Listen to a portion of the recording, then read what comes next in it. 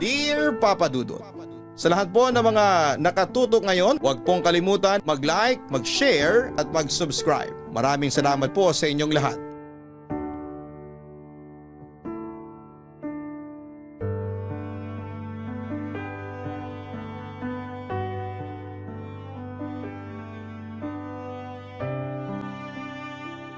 Dear Papa Dudut, kumusta po kayong lahat?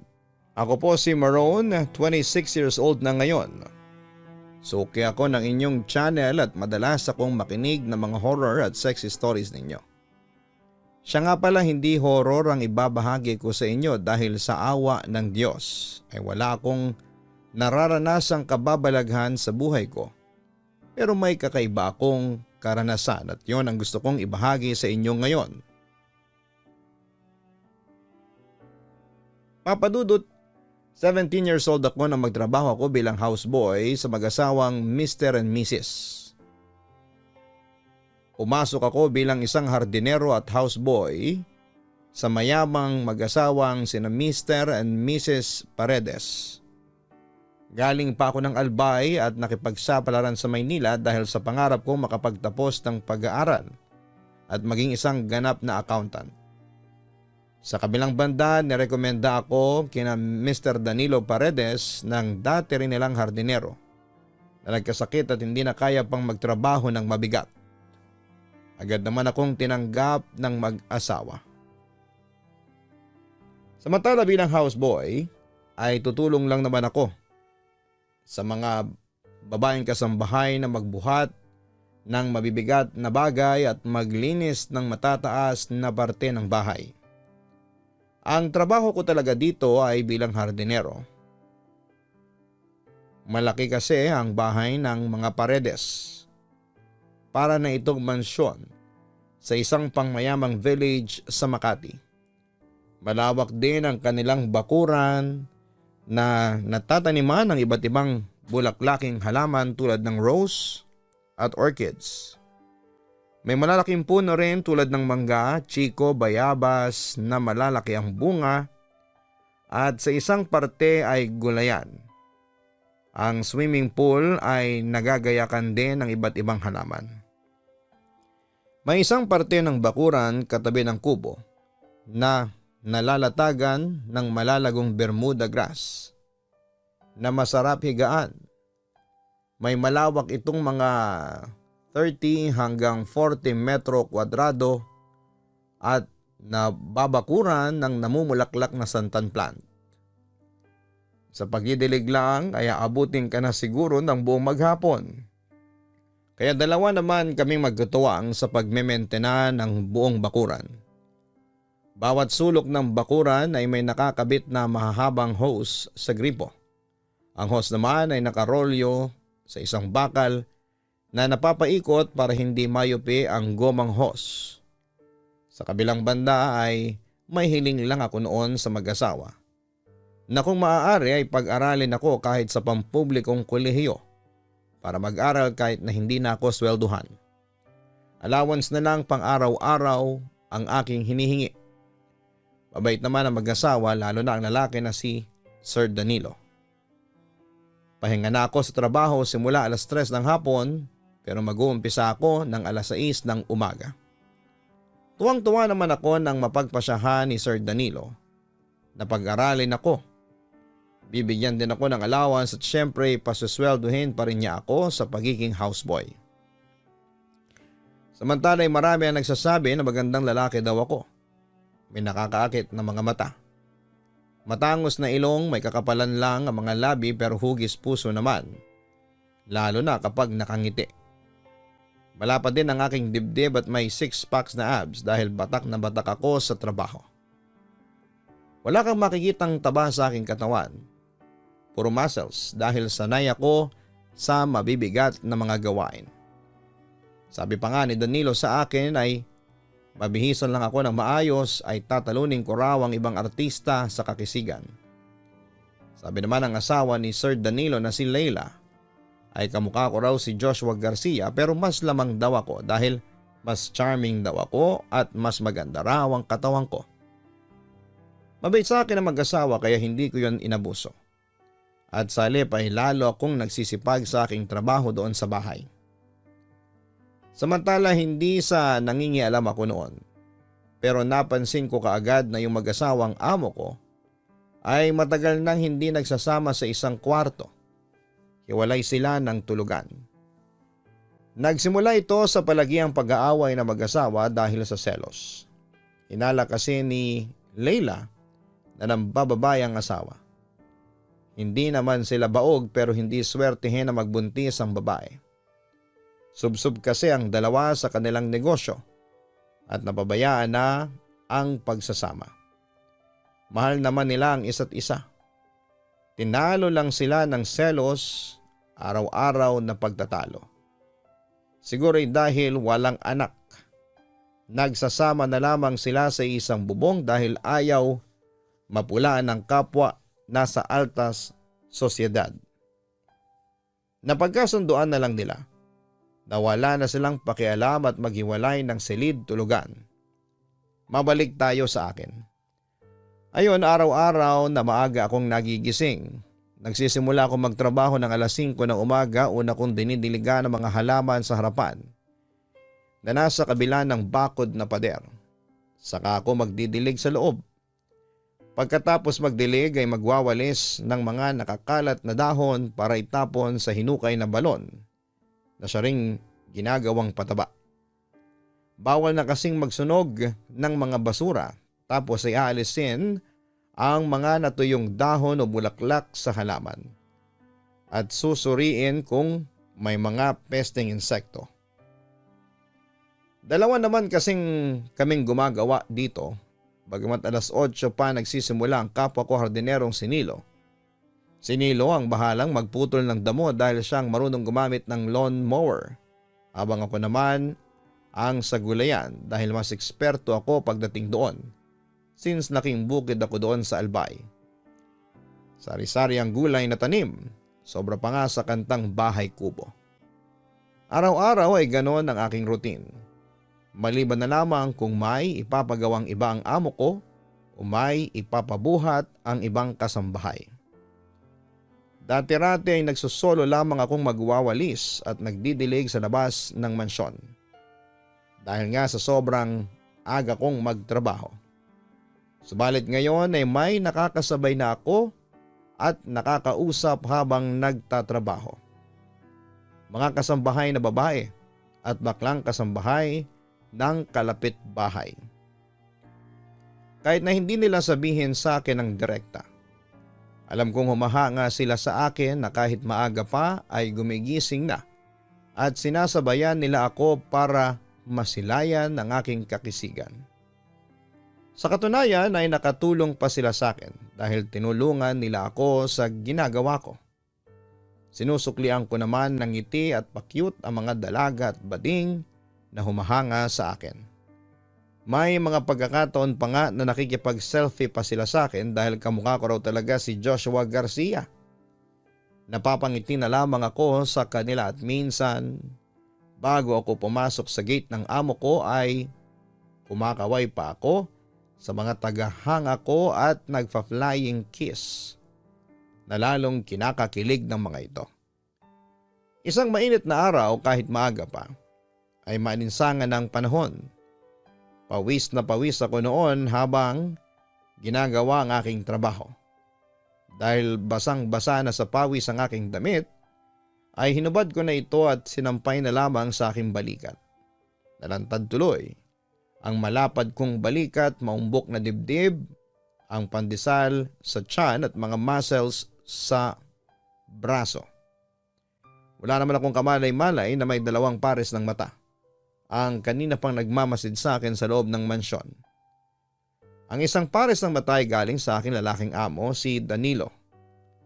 Hangang-hanga siya sa katawan ko at minsang sinabi na niya sa akin ang bagay na yon ng harapan nang minsang makita niya ako nagpapalit ng damit dati sa aking kwarto. Siguro kung ganon kaganda ang aking katawan ay lalong magsiselo si Leila. Sino ba naman ang hindi mapapaibig sa magandang lalaki na ay napakaganda pa ng pangangatawan? Aniya. Napangiti lamang ako sa compliment na yon ng aking amo. Kung tutuusin ay magandang lalaki din si Danilo dahil sa may lahi silang Kastila. Matangkad at may kulay brown na mga mata. Maganda rin siyang magdala ng damit, kahit yata ano ang ipasuot ay babagay at madadala niya ng may class. Hindi nga lang sing ganda ng katawan ko ang kanyang katawan dahil wala man lang itong muscle. Hindi man lang yata siya nakapagbuhat kahit na isang maliit na timbang tubig. Pero bumawi naman si Danilo sa kinis at kulay puting kutis. Hindi mo siya kakikitaan ng anumang peklat o mga marka sa balat. Flawless kumbaga. Samantalang hindi ko alam ay may isa pang pares ng mata na nakatingin sa akin at yun ay ang asawa ni Danilo na si Leila. Wala akong kalam-alam na pinagpapantasyahan na pala niya ako. At nung minsang makita niya ako nakahubad sa kusina dahil kinukumpuni ko yung lababo noon kahit na hindi niya sabihin pero alam kong humahanga siya sa katawan ko.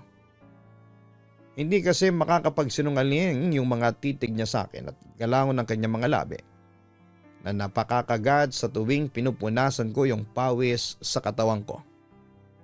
Pero aminin ko rin papadudot na lihim akong nagkakagusto noon sa babaeng amo ko. Sobrang ganda ni Leila. Mayahalin tulad siya sa ganda ng artistang si Carla Abellana. Sa edad na 39 ay mapagkakamalan pa siyang mahigit na 20 anyos lang. Maputi at sexy. At minsan ay aaminin ko na napapanaginipan ko si Leila na niroromansa ako. Yun nga lang ay nagigising din ako sa katotohanan at iniisip na malabong mangyari ang panaginip ko dahil una, amo ko siya. Mayaman siya at sino ba namang alta ang papatol sa isang dukhang katulad ko. Bukod doon ay 17 years old lamang ako. Mukhang hindi naman papatol si Leila sa isang menor de edad. Samantala pagkatapos kong maghardin ay naligo muna ako tapos ay mabilis na nagpalit ng damit. Nang biglang bumusina si Danilo. Hudyat yon para puntahan ang gate para buksan yon. Papalapit na ako sa gate nang tawagin muna ng amo at pinupunasan muna ang windshield ng sasakyan kahit nakaka-car wash lamang ito. Okay na po sir, buksan ko na po ang gate. Tanong ko sa amo ko. Nakita kita kanina, ganda ng katawan mo ah. Puri ni Danilo sa katawan ko sabay hawak sa dibdib at may pagpisil pa roon.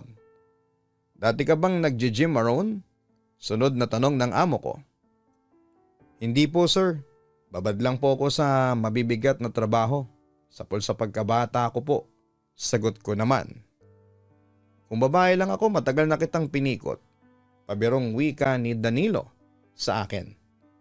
Sige buksan mo na ang gate, utos pa niya sa akin. Napangiti lamang ako pero nakaramdam ako ng pamumula ng pisngi sa hiya.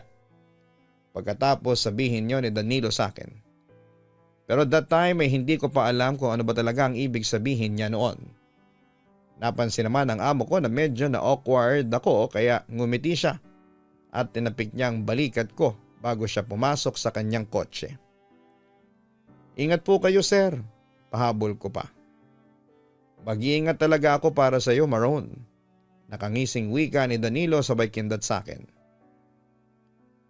Pagkalis ng among lalaki ay pinatawag naman ako ni Leila at pinagmamadali pa ako. Sabi ng isang kasambahay, nagmamadali naman akong umakyat. Kumatok ako sa pintuan ng silid ng among babae ko. Nang bumukas ang pinto ay tila na starstruck ang amo ko. At hindi agad nakapagsalita. Napatitig lamang siya sa akin mula ulo hanggang paa at pabalik mula paa hanggang ulo. May ipag-uutos po ba kayo? Ang muling tanong ko kay Leila. Pangatlong tanong ko na ito bago tila nahimasmasa ng amo ko. Oo nga pala Maroon. Palitan mo ng ilaw ang banyo at malabo na. Linisin mo na rin ang pagkakabitan. Saka palitan mo na rin ang mga bulaklak sa flower vase. Lanta na kasi, utos pa ni Leila. Opo ma'am, wala na po ba? Wika ko. Wala na. at wala sa sariling hinagod ang dibdib ko. Ang tambok ng dibdib mo ang sarap pisil-pisilin. Nalito naman ako sa ginawa ng amo ko. Sa tarantay tumalikod na lamang ako at bumaba na. Pagkalis ng amo ay agad na pinalitan ko ang ilaw sa banyo at naglagay ng bagong bulaklak na rose sa flower vase na pinitas sa garden. Samantala'y sumapit noon ang tanghali at sabay-sabay na kumain ang mga kasambahay. Wala namang kaming pagsisilbihan kapag tanghali dahil pareho naman silang wala kapag tanghali. At dahil walang amo ay hindi nawawala ang tsismisan. Bakit nga pala walang driver sina sir? Tanong ko noon kay Manang dahil siya ang pinakamatagal na naglilingkod sa mag-asawa.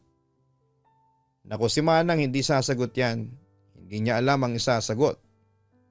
Ang singit ng mas batang kasambahay na si Jenny. Sa hindi ko talaga alam buwelta ni Manang.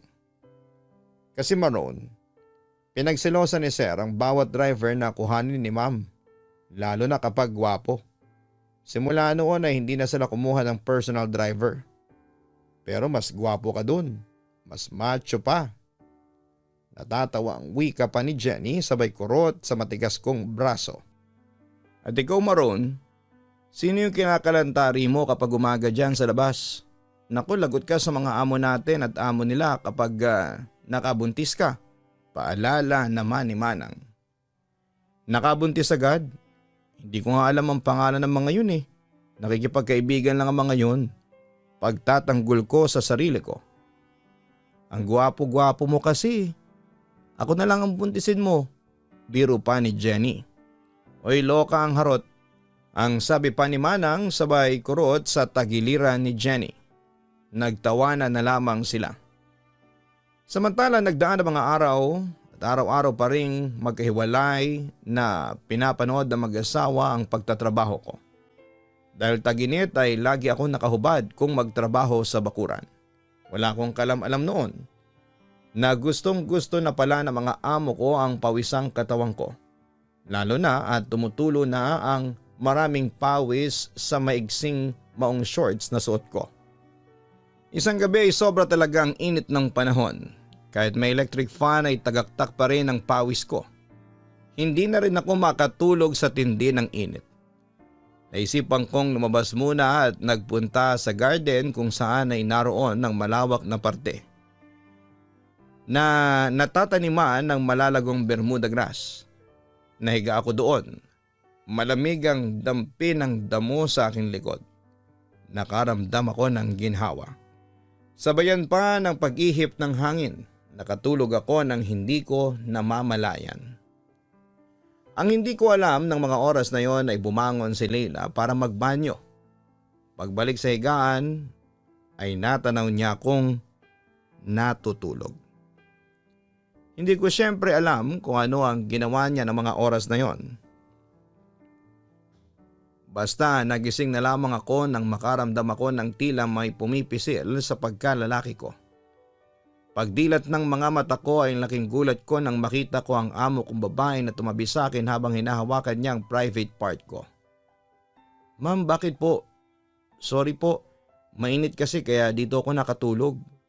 May takot na nagsorry ako sa aking amo, subalit ibang sinagot ni Leila. Paligayahin mo ako, Maroon. Gusto kong matikman ang katawan mo. Ang walang kagatul-gatul na sabi sa akin ni Leila. Ho? Yun lang ang naisagot ko dahil nadaganan na ako ng amo at hinalikan sa labi.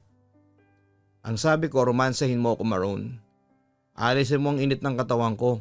Patunayan mo sa akin na lalaki ka. Ang sabi pa ni Leila. Wala na ako nagawa noon at sa garden ay nagparaos kami ni Leila. Hindi na ako pumalag kasi bilang lalaki gusto ko rin kasing maka-experience ng ganon.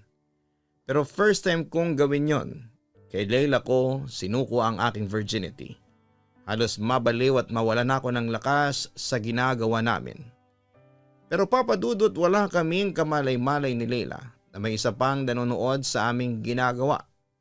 Si Danilo hawak ang Larga Vista o binoculars. At sa amin yon nakafocus. Kitang-kita niya ang ginagawa namin ng asawa niya. Hindi ko alam kung nagsiselos siya o naiinggit kay Leila ng mga sandaling yon. Samantala'y halos 30 minuto kaming nagromansahan ni Leila sa garden. Unang nakarao si Leila, sumunod naman ako. Napayakap ako sa babae kasi halos mawala na ako ng lakas noon. Naghahabol din ako ng hininga ng mga sandaling yon. Salamat Maroon at napasaya mo ako at naramdaman kong babae ulit ako. Galak na sabi ni Leila sa akin. Pero curious ako Ma'am Leila, hindi ba kayo nagtatalik ng asawa ninyo? Curious kong tanong habang nagbibihis kami ng damit. Hindi, matagal na kami hindi nagtatalik.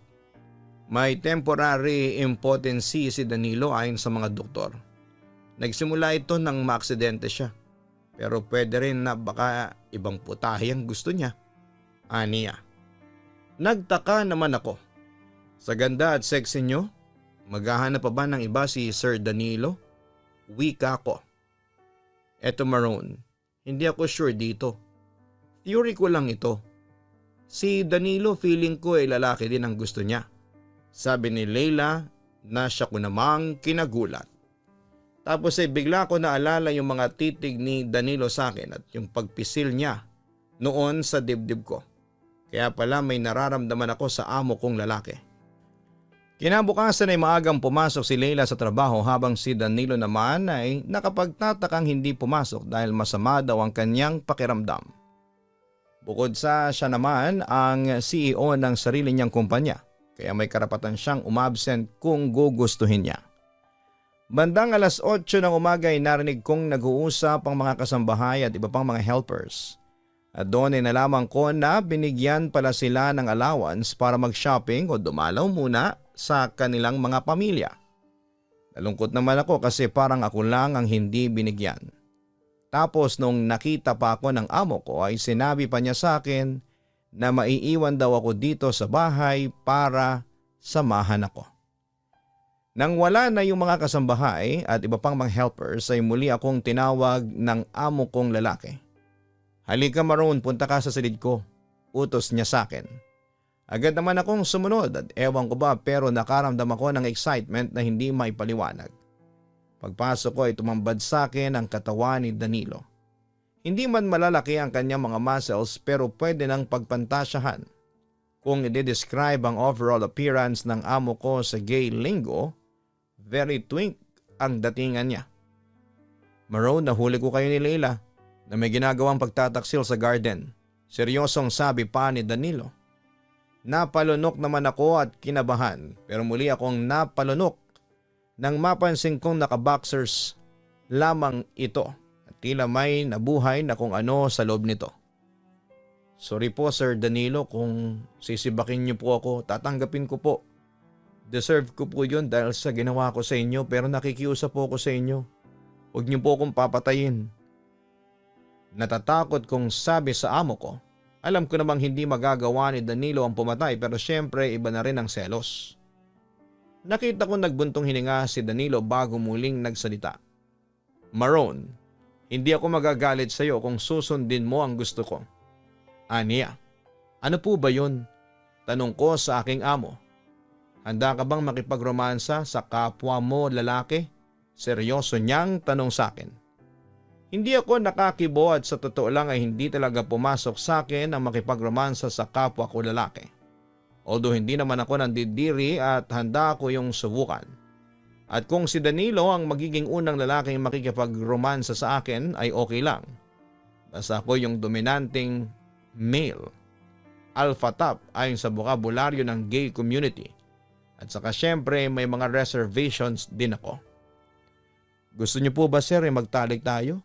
Diretsahan kong tanong sa amo ko. Tumango si Danilo. Kaya mo ba?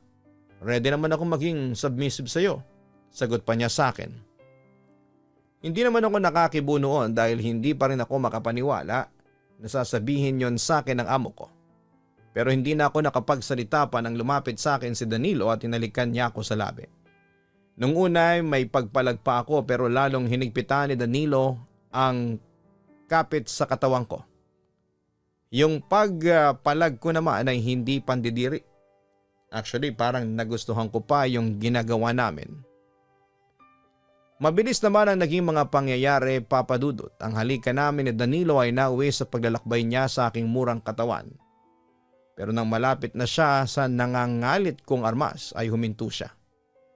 Baka naman isumbong mo ko sa DSWD ha, natatawang wika niya sa akin. Huwag kayong mag-alala sir, hindi ko po gagawin yan. Sa totoo lang ay parang nagugustuhan ko rin po ang ginagawa natin, ang sabi ko sa kanya. Muli naman nagpatuloy si Danilo sa paglalakbay sa aking katawan at bawat sulok, bawat parte ng katawan ko ay pinuntahan ang kanyang malikot na labi. Nang mga sandaling yon ay napapikit na lamang ako dahil aaminin kong may talent si Danilo sa pagpapaligaya ng kapwa niya lalaki. Mukhang matagal na niya itong ginagawa. Mamayang kaunti ay muli siyang tumayo at ngumiti sa akin. Alam mo ba, ganyang edad din ako nung nawala yung virginity ko. And guess what? Naibigay ko yon sa kapwa ko lalaki. Dagdag pa niya. Maroon, inutusan kita. Ikaw naman ang maglakbay sa katawan ko. Gawin mo ang gusto mong gawin. Alipinin mo ako. Huwag kang titigil hanggat hindi ako napapasigaw sa sakit. Dagdag pa niya. At yun nga Papa Dudut, ako naman ang lumakbay sa katawan ng amo ko. Pareho kaming umungol pero mas nakaramdam ako ng excitement na magsimulang umaray na siya nang lakbayin ko ang kanyang likuran. Sa bawat sigaw at pagmamakaawa niya sa akin ay sobrang saya ang nararamdaman ko. Hindi ako tumitigil hanggat hindi siya umiiyak. Hindi lang paglalakbay ang ginawa ko, sinaktan ko pa ang kanyang katawan. Hindi ako tumigil hanggat hindi ako nakakaraos sa pagiging alpha male ko. Makalipas ang 30 minutong paglalaro, lantang gulay na bumagsak si Danilo sa kama. Umiiyak at parang inabuso. Natauhan naman ako at kinabahan nang makita kong nagkapasa ang halos buong katawan niya. Masyado yata akong nasobrahan sa pagiging dominante. Sirs, sorry po, kinakabahan kong sabi sa amo ko. Okay lang Maroon, gusto ko talaga yung sinasaktan ako. Mas matindi ang pananakit sa akin, mas nag-iinit ang katawan ko. Aniya. Sa madaling sabi, masokista pala ang aking amo. Habang nakakaramdam pa rin ako ng guilt sa ginawa ko, umupo ako sa tabi ng nakaplakda pa rin si Danilo. Sir, sigurado po ba kayo na kaya nyo pa? Oo, kaya ko, Maroon. Ulitin natin to ha. Gusto kong pahirapan mo pa ako. Huwag kang titigil hanggat hindi ako naghahabol ng hininga. Dagdag pa niya sa akin. Pagkatapos noon ay sabay kaming naligo sa banyo. Bagamat naawa ko sa kanya kasi hindi siya makagalaw ng maayos habang naliligo, ay pinagtapat sa akin ni Danilo na kaya nanlalamig siya sa kanyang asawa dahil hindi nito masakyan ang fetish niya. Nang matapos kaming pareho ay nauna na akong pumasok sa kwarto ko at doon ay nagbihis na ako ng damit. Natulog muna ako hanggang alas 12. Doon ay nakita ko na bumalik na yung ilan sa mga kasambahay at naghahanda na ng pananghalian.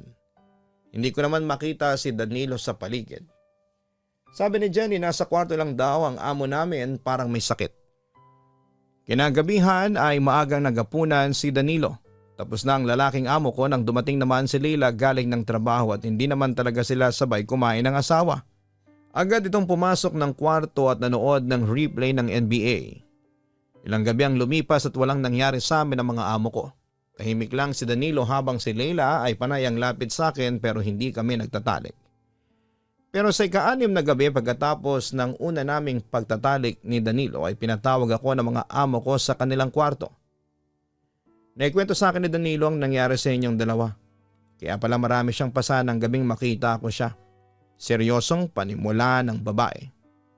Nakaramdam naman ako ng hiya at hindi makatingin ng diretsyo sa mga amo ko. Pero nagulat ako nang biglang magsalita muli si Leila. Ulitin niyo ang ginawa ninyo pero this time kasama niyo na ako. Napatingin na ako sa aking mga amo at nagudyat sila sa akin tungkol sa gusto nilang mangyari. Tatluhan. Threesome. Magkahalong kaba at excitement ang naramdaman ko kasi first time kong gagawin yon. At yun na nga, sinimulan na namin ang tatluhan sa isang kama. Tulad ng nakagawian ay si Leila ang submissive habang kaming dalawa ni Danilo ang dominante. Pero nag-request sa akin ang lalaki kong amo dahil gusto raw niya akong matikmang muli. Nilapitan ko ang dalawa at masuyo ko silang hinalikan. Ang sarap mo talagang humalik, Maroon. Ang wika pa ni Danilo sa akin. Ano pang inihintay ninyo? Sabihin niyo kong paligayahin. Utos sa amin ni Leila. At pagkatapos noon ay mga halinghing at pag-ungol ang umalingaw-ngaw sa buong kwarto. Walang pakialam yung mga amo ko kahit na marinig pa kami ng mga kasambahay at ibang helpers na stay-in sa mansyon. Nilakbay ko ang katawan ni Leila habang si Danilo naman ay nilalasahan ng kanyang asawa. Matagal ang naging paglalaro namin hanggang sa magpalit kami ng posisyon ni Danilo. Ako naman ang nilasahan ni Leila. Di naman nakapagpigil si Danilo at hinalikan niya ako habang nilalakbay naman niya ang katawan ng asawa. Marami pa kaming ginawa noon na umabot halos ng 1 oras. Pero nung makaraos na ako ay agad na lumuhod si Danilo at sinalo niya ang lahat ng biyayang nagmula sa akin. Hindi naman pumalag si Leila at sa halip ay sinuportahan pa nito ang asawa. Napatingin naman ako sa kanila satisfied bagamat medyo nakaramdam din ako ng kaunting hiya. Kasi syempre mga amo ko sila. Dumating ang pasukan sa isang private school ako in-enroll at hindi basta private school. Sa pangmayamang private school yon. Sa kabilang banda ay nabuntis si Leila at kahit na kasalo nila ako sa ligaya ay tanggap niya yon. Nakiusap din sa akin si Danilo na siya ang kilalaning ama ng magiging anak namin ni Leila. Siyempre pumayag naman ako sa kagustuhan nila. Nagpatuloy po ang tatluhan namin sa kama hanggang sa paglipas ng panahon ay 3 ang naging anak namin ni Leila at si Danilo ang kinikilalang ama nito. Hindi nagtagal ay nakapagtapos din ako ng pag-aaral at kasalukuyang nagtatrabaho sa kumpanya ni Danilo. Samantala hindi na ako nag-asawa dahil parang nagpakasal na rin ako sa mag-asawang Danilo at Leila. Kasama pa rin ako sa kanilang ligaya pero syempre alam ko rin ang limitasyon. At saka masaya naman ako sa aking ginagawa at wala akong halong pagsisisi kasi mabait sa akin ang mga amo ko at tinuring ko na ring mga karelasyon. Alam kong marami ang magugulat sa aking kwento. Marami ang magsasabi na immoral ang ginawa namin. Pero wala akong pakialam sa mga sasabihin sa akin ng iba. Basta wala kaming tinatapakang iba ay ipagpapatuloy namin ang aming ginagawa. Anyway, bago ko tapusin ang aking kwento, disclaimer lang, hindi tunay na mga pangalan ang binanggit ko sa kwento. Nag-isip na lamang ako ng mga random names and surnames para masuportahan ang ibabahagi kong kwento sa inyo. Pero ang masasabi ko lang, kilala sa business world sina Danilo at Leila at nanggaling sila sa pamilya ng mga bilyonaryo. Hanggang dito na lamang po ang kwento ko at sana'y mapili po ninyong i-upload kahit na medyo controversial ang tema. Muli ay maraming salamat at magandang araw sa inyong lahat. Lubos na gumagalang, Maroon. Maraming salamat Maroon sa pag-share mo ng iyong kwento sa aming programa. May mga tao talagang sadyang adventurous, lalo na kapag may kinalaman sa pag-ibig. Sila yung mga tinatawag na polyamorous o yung marami kang iniibig.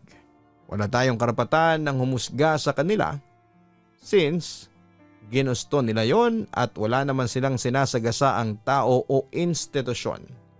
Hindi man siya tradisyonal na pag-iibigan. Pero lahat naman tayo ay may karapatang maging masaya sa buhay. Hayaan natin sila sa gusto nila at kung isa sila sa mahahalagang tao sa buhay mo, tanging payo lamang ang maibibigay mo sa kanila. Igalang at irespeto ang kanilang desisyon. Muli tandaan natin na buhay nila yan at hindi natin yon saklaw.